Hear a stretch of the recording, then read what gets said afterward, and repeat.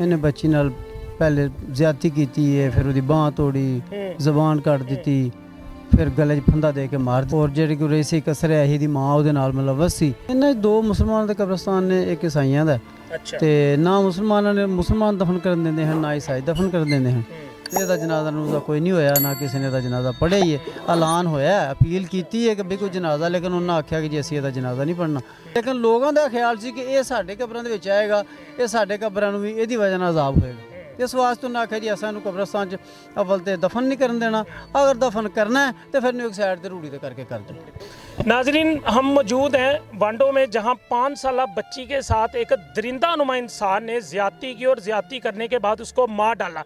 ये उस गलीज इंसान की कब्र है, रूढ़ी के ऊपर उसकी कब्र बनाई गई है और वांडो SHO ने ये कार्रवाई करते हुए उसकी कब्र यहाँ पे बनाई है और इसको इबरतनाक का निशान बनाया है। बात करते हैं जी, जानते हैं। अस्सलाम वालेकुम। अच्छा जी, ये ओदी दरिंदे दी कब्र है जिन्हें अमान फातिमा 5 साल की मासूम बच्ची नाल ज्यादती की थी। हाँ जी, ये उससे बगैरत दी कब्र है। अच्छा, जारे मलाह दी कब्र है। अच्छा।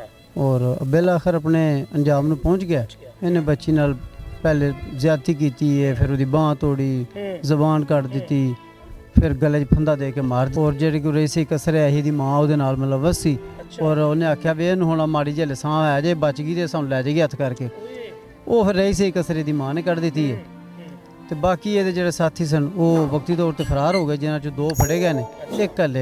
अच्छा, कितने कब्रिस्तान में इसको लेके जाया गया है कि इसको यहाँ दफन करें और अहला इलाका ने दफन नहीं करने दिया? कितने कब्रिस्तान? ਇਹਨਾਂ 2 ਮੁਸਲਮਾਨਾਂ ਦੇ ਕਬਰਸਤਾਨ ਨੇ, ਇੱਕ ਈਸਾਈਆਂ ਦਾ।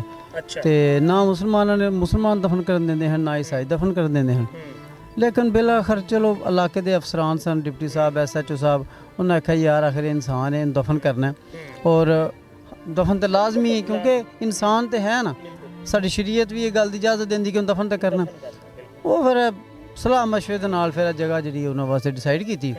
ਉਹ ਫਿਰ ਡਿਸਾਈਡ ਕਰਕੇ ਤੇ ਇਹਨਾਂ ਨੂੰ ਕਿਸੇ ਬੰਦੇ ਨੂੰ ਆਖਿਆ ਕਬਰ ਕੱਢ ਦਿਓ, ਕਿਸੇ ਨੇ ਕਬਰ ਨਹੀਂ ਕੱਢ ਕੇ ਦਿੱਤੀ। अच्छा। ਹਾਂਜੀ, ਕਿਸੇ ਨੂੰ ਆਖਿਆ ਯਾਰ ਚਲੋ ਇੰਜ ਕਰੋ ਇਹਨੂੰ ਗੁਸਲ ਦੇ ਦੋਗੇ, ਗੁਸਲ ਨਹੀਂ ਦਿੱਤਾ। ਹੱਤਾ ਕਿ ਫਿਰ ਕਰੇਨ ਲਿਆ ਕੇ ਇੱਕ ਖੱਡਾ ਕੱਢ ਕੇ ਉਹਦੇ 'ਚ ਫਿਰ ਰਸਮੀ ਕਾਰਵਾਈ SHO ਸਾਹਿਬ। इसका जनाजा वगैरह कोई नहीं बढ़ाया गया? ਇਹਦਾ ਜਨਾਜ਼ਾ ਨੂਜ਼ਾ ਕੋਈ ਨਹੀਂ ਹੋਇਆ, ਨਾ ਕਿਸੇ ਨੇ ਇਹਦਾ ਜਨਾਜ਼ਾ ਪੜ੍ਹਿਆ ਹੀ ਹੈ। ਐਲਾਨ ਹੋਇਆ, ਅਪੀਲ ਕੀਤੀ ਹੈ ਕਿ ਵੀ ਕੋਈ ਜਨਾਜ਼ਾ, ਲੇਕਿਨ ਉਹਨਾਂ ਆਖਿਆ ਕਿ ਜੀ ਅਸੀਂ ਇਹਦਾ ਜਨਾਜ਼ਾ ਨਹੀਂ ਪੜ੍ਹਨਾ।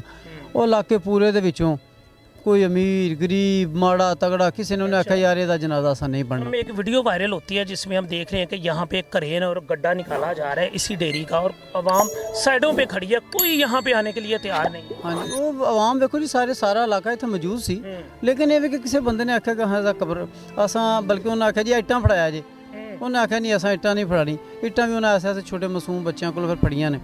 तो मतलब कोई बंदा जनाजा पढ़ना, यदि कब्र निकालना, गुसल देना, वो समझते हैं कि ये जायज़ ही नहीं, जायज़ ही नहीं। वो फिर उन्होंने एक क्रेन मंगवा के उतना खड्डा कट के 4 वार इट्टां दे थल्ले ला के SHO साहब ने, बंदे नरम दिल ने, उन्हें आख्या यार वेखो तुहाडा इंसाफ तुहानूं मिल गया, ये अपने साथियों की फायरिंग के नाल जिहड़ा ये मर गया तो हुण जनाब अल्लाह तुसीं इंज करो दफन करन दिओ, मेरी ड्यूटी है। वो फिर उन्होंने जिस तरह हो सके उन्होंने कब्रस्तान से बड़ा हट के है।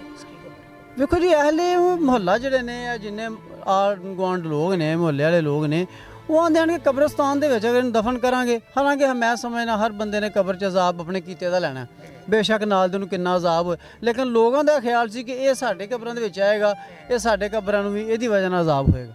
इस वास्ते उन्हें आख्या जी असा कब्रस्तान अव्वल तो दफन नहीं करन देना, अगर दफन करना है तो फिर एक साइड से रूढ़ी करके कर दो। अच्छा जी, उसके वालिद मौजूद हैं हमारे साथ, इनका दुख कोई नहीं बांट सकता।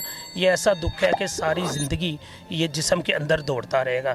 है और दरिंदे की कब्र है। हाँ जी, यह दरिंदे की कब्र है, गंदे सूर की कब्र है, दरिंदा नहीं है, सूर है, यह सूर की ढेरी है। हाँ जी, कितनियां कब्रां होर इंज दियां ढेरियां वेखना चाहते हो जेडे मुलजम फड़े? मेरे जिन्ने मुस्लिम ने मैं इन्हां दी ढेरियां इंज ही वेखना चाहना, मेरा इंसाफ चाहिए। मैं मरियम नवाज अगे यही गुजारिश करना कि मेरा इंसाफ जिस इस तरह होया उन्हां दा भी इस तरह इंसाफ होना चाहिए। अच्छा, बच्ची जो तुहानूं मिली किस हालत दे विच?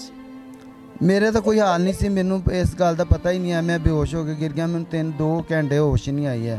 हाँ जी ਇਹਦਾ ਅੰਜਾਮ ਹੀ ਹੋਣਾ ਚਾਹੀਦਾ जी ਇਸ ਤੋਂ ਬੁਰਾ ਇਸ ਤੋਂ ਵੀ ਬੁਰਾ ਹੋਣਾ ਚਾਹੀਦਾ, ਬਲਕਿ ਮੇਰੇ ਸਾਹਮਣੇ ਤੇ ਇੱਕ ਮਿੱਟੀ ਦਾ ਨਜ਼ਰ ਆਣ ਡਿਆ, ਮੇਰੇ ਸਾਹਮਣੇ ਇਹਨੂੰ ਜਲਾ ਦੇਣਾ ਚਾਹੀਦਾ ਸੀ ਪੱਥਰ ਦੇ ਨਾਲ, ਸਾਰੀ ਆਵਾਮ ਨੂੰ ਇਕੱਠੇ ਕਰਕੇ ਇਹਨੂੰ ਵਿਖਾਉਣਾ ਚਾਹੀਦਾ, ਇਹ ਬਿਰਤ ਹਾਸਲ ਹੋਣੀ ਚਾਹੀਦੀ। ਜੀ ਇਹ ਹੀ ਉਹ ਗਲੀਜ਼ ਇਨਸਾਨ ਜਿਹਨੇ 5 ਸਾਲਾ ਮਾਸੂਮ ਬੱਚੀ ਨਾਲ ਜ਼ਿਆਦਤੀ ਕਰਕੇ ਉਹਨੂੰ ਮਾਰ ਦਿੱਤਾ ਜੀ ਬੇਸ਼ੱਕ ਆਹੀ ਇਨਸਾਨ ਹੈ ਜੀ। ਇਹ ਇਨਸਾਨ ਹੈ ਇਹਨਾਂ ਨੇ ਗਵਾਹ ਕੀਤਾ ਇਹਨੂੰ, ਅੱਛਾ। ਅਗਵਾ ਕਰਕੇ ਜ਼ਿਆਦਤੀ ਕਰਕੇ 3-4 ਬੰਦੇ ਨੇ, ਠੀਕ ਹੈ। ਇਹਨਾਂ ਵਿੱਚ ਨੇ ਵਾਲਦਾ ਵੀ ਸ਼ਾਮਲ ਹੈ ਮੁਲਜ਼ਮਾਂ ਦੀ, ਅੱਛਾ ਇਹਨਾਂ ਦੀ ਵਾਲਦਾ ਵੀ ਵਿੱਚ ਸ਼ਾਮਲ ਨੇ ਮੁਲਜ਼ਮਾਂ ਦੀ, ਤੇ ਇਹਨਾਂ ਨੇ ਮਾਰ ਕੇ ਘਾਤ ਦਫਨਾਤਾ ਬੱਚੀ ਕੋ ਜੀ, ਛੋਟੀ ਬੱਚੀ ਮਾਨ ਫਾਤਮਾ, ਇਹਨਾਂ ਨੇ ਮਾਰ ਕੇ ਦਫਨਾ ਕੇ ਇਹਨਾਂ ਦੇ ਸਿਰ ਤੇ ਪੱਥਰ ਮਾਰੇ ਨੇ, ਗਲਾ ਦਬਾਇਆ, ਇਹਦੀ ਜ਼ਬਾਨ ਕੱਟੀ ਗਈ ਹੈ, ਬਾਜ਼ੂ ਤੋੜਤੇ ਨੇ, ਜੋ ਇਹਨਾਂ ਹੋ ਸਕਿਆ ਨਾ ਬੱਚੀ ਛੇਤੀ ਮਰੇ, ਜਲ ਮਰ ਗਏ, ਮਾਰ ਕੇ ਇਹਨਾਂ ਨੇ ਆਪਣੇ ਘਰ ਹੀ ਉਹ ਦਫਨਾ ਦਿੱਤਾ ਵਾ। गुनाह छुपाने की कोशिश की है ਜੀ ਬੇਸ਼ੱਕ ਉਹਨਾਂ ਨੇ ਇਹ ਆਖਿਆ ਕਿ ਬਸ ਸਾਰੇ ਸਾਈਡ ਤੇ ਹੋਣਗੇ, ਸ਼ਾਮ ਹੋ ਚੱਲੀ ਹੈ, ਜੂਨ ਹਨੇਰਾ ਹੋਏਗਾ, ਇਹਨੂੰ ਕੁੜੀ ਬੱਚੀ ਬਾਹਰ ਸੁੱਟਾਂਗੇ ਨਹਿਰ ਨੂੰ ਸਾਈਡ ਤੇ ਚਲੋ ਮੁੱਦਾ ਗਾਇਬ ਹੋ जाएगा, सबूत होएगा। ये भी सुनने में है कि ये साथ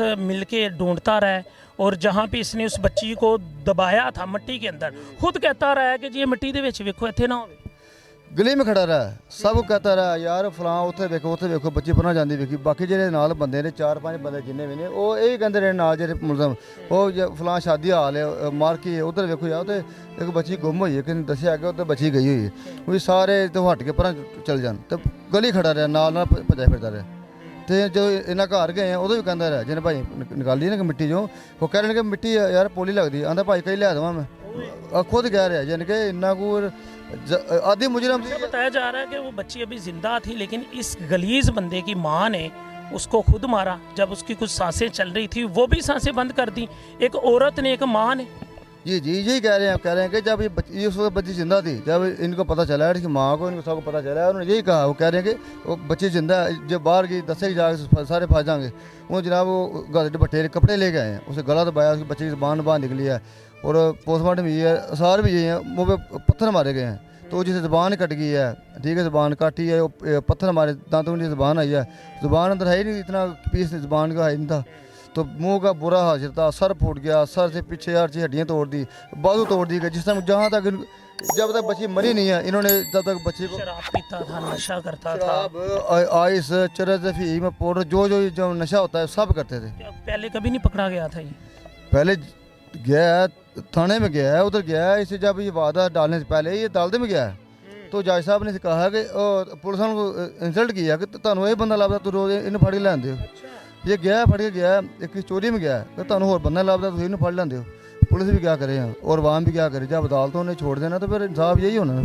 जी नाजरीन, आपने सारे मौक़िफ़ हमने आपके सामने रखा, ये उस मासूम बच्ची के बाप हैं, आंसू नहीं आ रहे क्योंकि अब खून आएगा सिर्फ आंखों से, आंसू नहीं आएंगे, और आ भी रहा है। ये एक बड़ा अफसोसनाक वाक़या है, ये उस गलीज़ इंसान की कब्र है जिसको इबरतनाक निशान बनाया गया, और इनके वालिद का ये कहना है कि मैं इनके साथ 3 कब्रें और देखना चाहता हूँ, इसकी माँ की और 2 मुजरिम और हैं जो अभी तक मेरा ख्याल अरेस्ट नहीं है। नाज़रीन, अपील है जी मरियम नवाज साहबा से, मौजूदा गवर्नमेंट से, कि इनको इंसाफ दिया जाए, उनको भी ऐसा इबरतनाक निशान बनाया जाए ताकि कभी भी कोई भी किसी की बेटी से, किसी की बहन से, किसी की माँ से कभी ऐसा करने का सोचेगा भी नहीं।